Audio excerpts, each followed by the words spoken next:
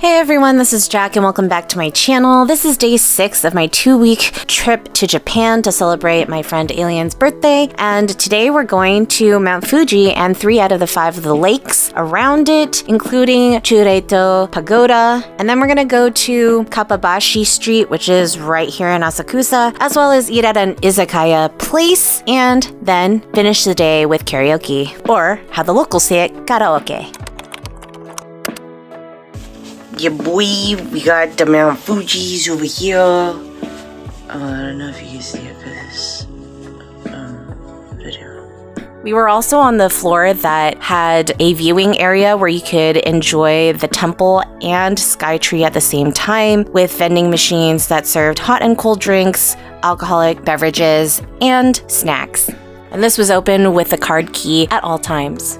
We got up pretty early because it was a bit of a drive to the lakes, and we were going to stop by rest stops along the way. Rest stops are some of my favorite places to go to in Japan because they are so clean and different from just an ordinary American food court at a mall. We title our group photos band photos, and this one was the rest stop rundown. Oh, that's why. Oh.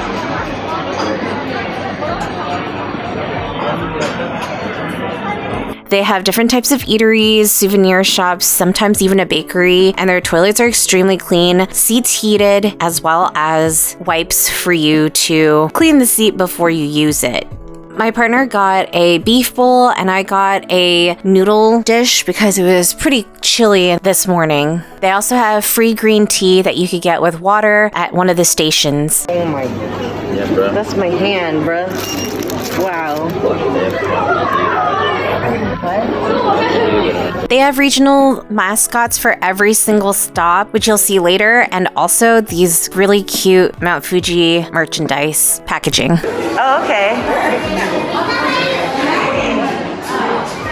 Oh my god.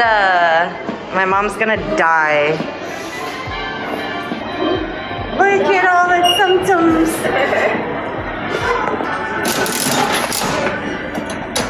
Oh, it's a beaver. Ooh. I got the first one. Cultural World Heritage.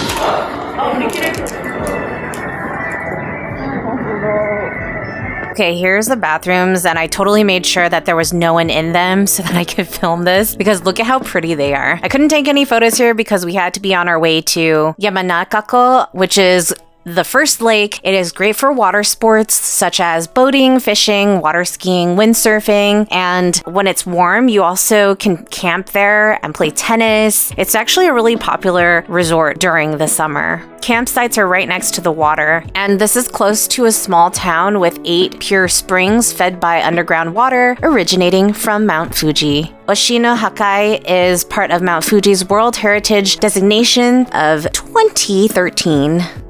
The lake area is also the home to the Yukio Mishima Literary Museum. Some days you can't even see Mount Fuji because it is so foggy and cloudy, but today we were blessed with really clear skies and really serene and peaceful waters. This is probably my second favorite site of the 3 lakes. All of the lakes are extremely photogenic, however.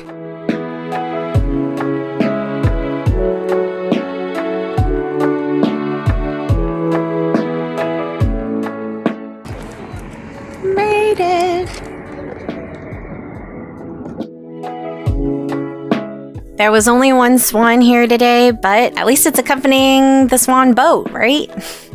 Mount Fuji is an active volcano about 100 kilometers southwest of Tokyo. It is commonly called Fuji-san. It's the country's tallest peak at 3,776 meters. It's a pilgrimage site for centuries and considered one of Japan's 3 sacred mountains. And summit hikes remain a popular activity. Its iconic profile is the subject of numerous works of art, notably Edo period prints by Hokusai and Hiroshige.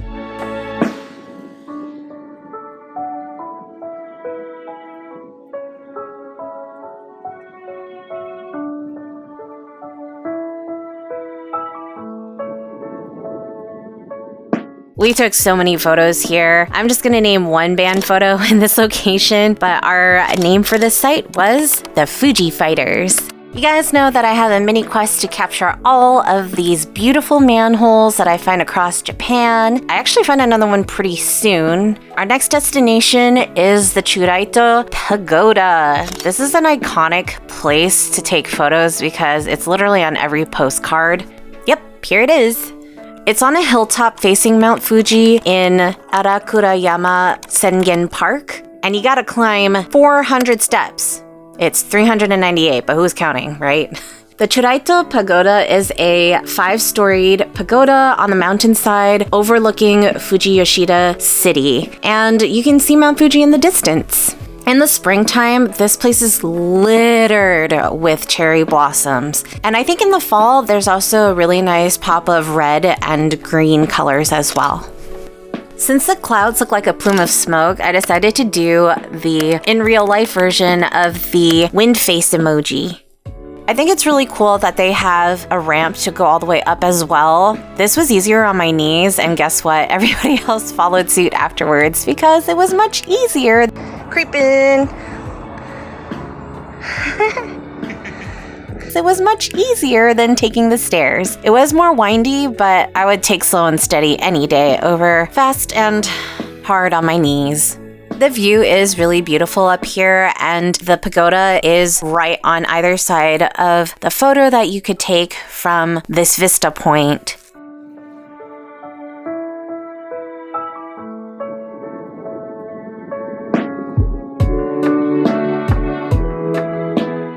Of course, I had to do a flow by the pagoda, and then again at the top, but I made it quick so that other people could take their photos.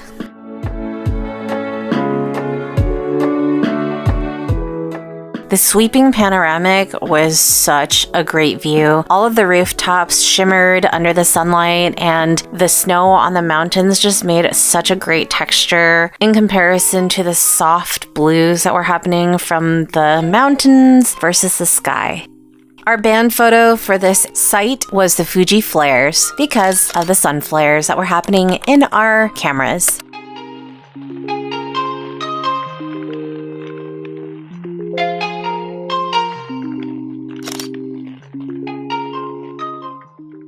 Although I wanted to stay up here for a while longer, the sun was actually really hot and I was getting a little toasty since it was super chilly in the morning.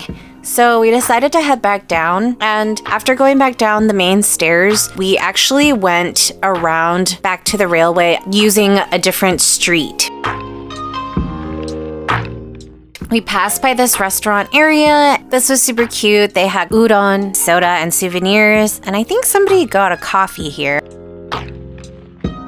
And this little shop that had a bunch of different type of Mount Fuji products. Some of them were like fizzy spring water from the mountain, candy using water from the mountain, and other handkerchiefs and really cute stuff that you probably couldn't get anywhere else, or it would be a different variety.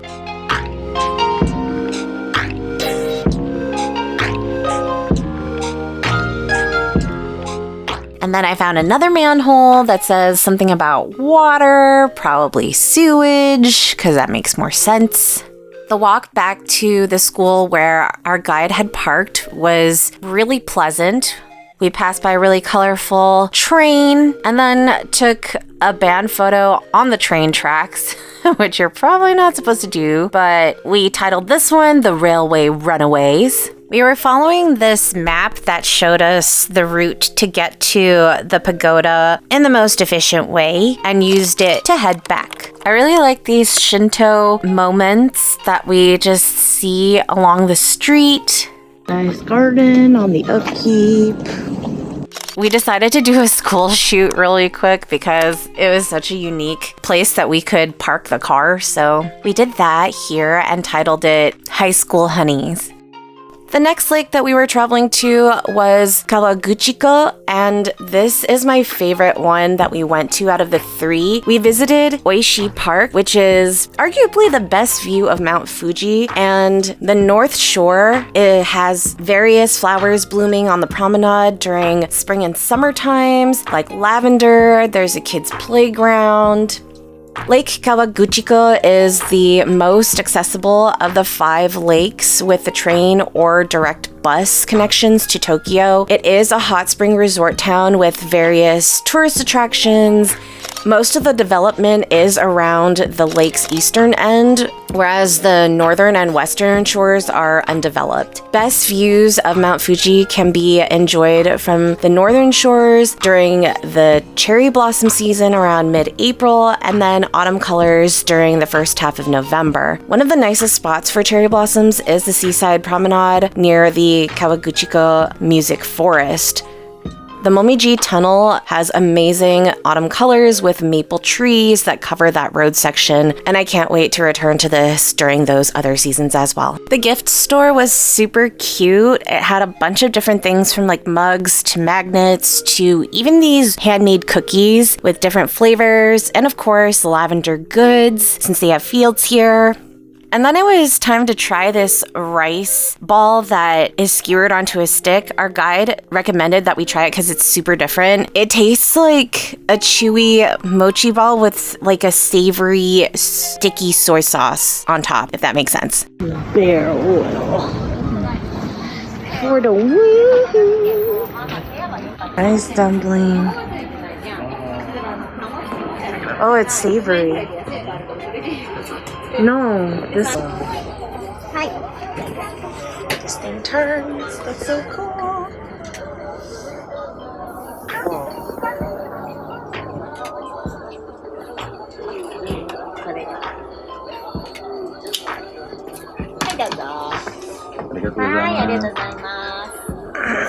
Okay. Well, you. And back to Tokyo. No traffic. What'd you think? In Tokyo. Yeah. What do you mean by different? I'll have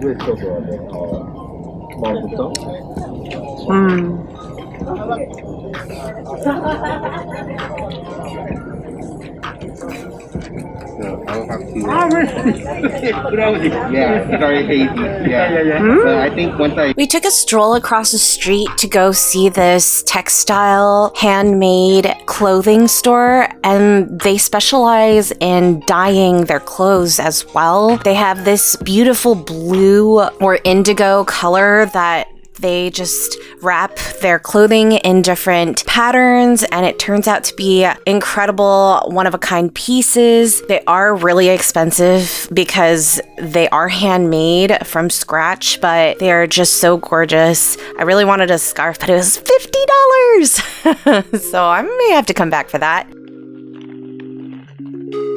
And then we went to check out this beautiful stained glass that's on the side of the visitor center. And of course, my mini quest for all the manholes. There's a matching flower design on this. And then it was time to have some lunch. So we went next door to this place owned by an older couple, and they were all set. Look at this setup, man. They just have to heat everything with broth, and every dish is ready to go during lunchtime, which is a rush hour. Their menus were in photo albums so that they could change out whatever they have and have visual representation of each of the dishes. I decided to try the wild boar because I've never had wild boar before. It was kind of tough and chewy, but it was so warm and delicious. My partner got a pumpkin, aka a kabocha noodle dish. And this was the view that we had from our seat by the window. This is the car that we saw passing by. I missed the front of it, but it had eyes that were blinking. It was so cute.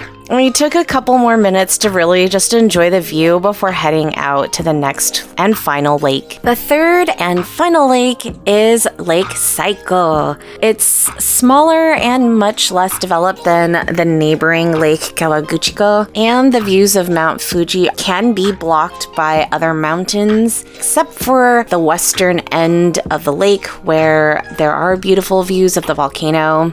Lake Saiko is surrounded by wooded mountains and a few campsites. It's a popular destination for those who are interested in camping, boating, and fishing. There are a network of hiking trails that cover the mountains and hills surrounding the lake, as well as Akigahara Jukai, an expansive forest south of the lake, but it's also infamous as a suicide spot for people getting lost. So always walk with a buddy. There are 3 famous caves that are known as the Ice Cave, Wind Cave, and Bat Cave, and they are accessible to tourists. November autumn colors are at their best at this location.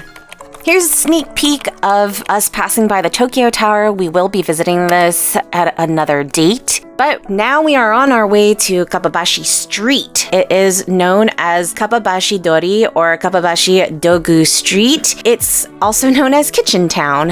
It's a street in Tokyo between Ueno and Asakusa, which is almost entirely populated with shops supplying the restaurant trade. You can purchase custom knives here with Damascus steel, or you could buy a whole row of the best fake molded menu items custom to your shop or similar to what you sell in your restaurant. So Kappabashi Street features the kappa, which is translated as river child, also known as river boy or horse puller or river tiger, water tiger. Basically, it is a variation of river, kawa, and child, warabe. It's another translation for a water sprite. It's a reptilioid kami, which is a god with similarities to yokai, which are demons found in traditional Japanese folklore. Kappa can be harmful when they are not respected as gods. They are typically depicted as green, human-like beings with webbed hands and feet and turtle-like shell texture on their back and a beak. They are known to favor cucumbers and love to engage in sumo wrestling. They're often accused of assaulting humans in water and removing a mythical organ called the shirikodama from their victim's butt.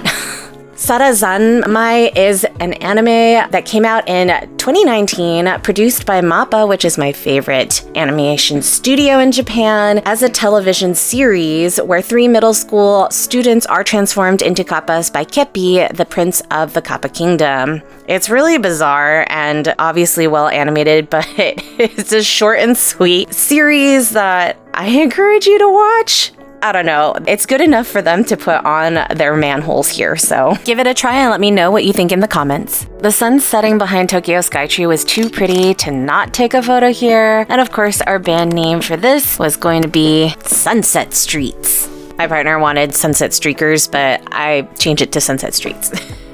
We went back to the hotel to take a quick rest because our reservations weren't until another half hour to an hour. So we enjoyed the sunset from Alien's room, took a couple photos along each of the floors, and then went to our room to watch as the sun set behind Mount Fuji. The colors were absolutely stunning.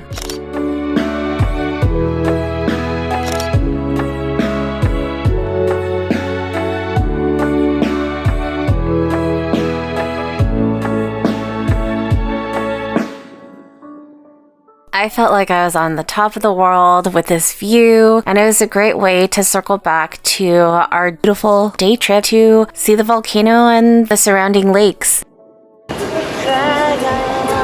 And then it was time to take the train to go to dinner. We were going to try an izakaya place. Izakayas are usually really expensive because all the little dishes add up a la carte. And so we went with our local guide and his son, and we were able to try different things that they thought that we would enjoy, and they were 100% right. Instead of getting tea, which costs almost the same as a whiskey highball, we decided to drink highballs, and I tried a really refreshing sake thanks to Keiichi's son's recommendation. I've explained this in another video, but the Japanese like to overflow the sake cup as a sign of generosity and for abundance.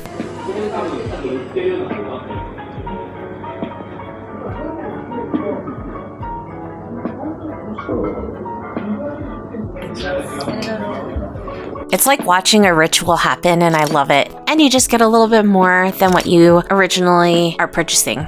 I named this one the Izakaya Indulgers. The spread was super delightful, and there was such a variety of things. The fish was extremely fresh, and everything was very light and tasty. Well, I say light because the texture was really light, but we ate to our fill before heading off to the next bonus site, which is Karaoke. Around the corner, we actually go to a karaoke place that Keiichi-san has recommended. He wanted us to experience actual Japanese karaoke with the sound system and the lights and the iPads that you get to choose your songs from. They had both Japanese and English, and we had a blast while staying there until closing. Okay, and then Cute!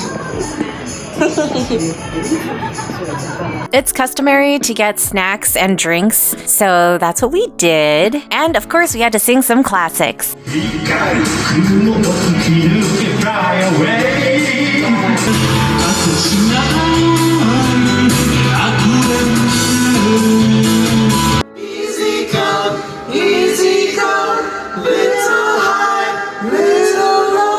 Mama, just kill the man. Mama,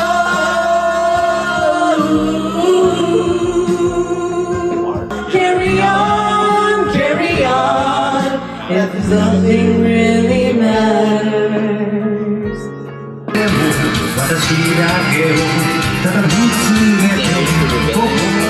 No, it's a million.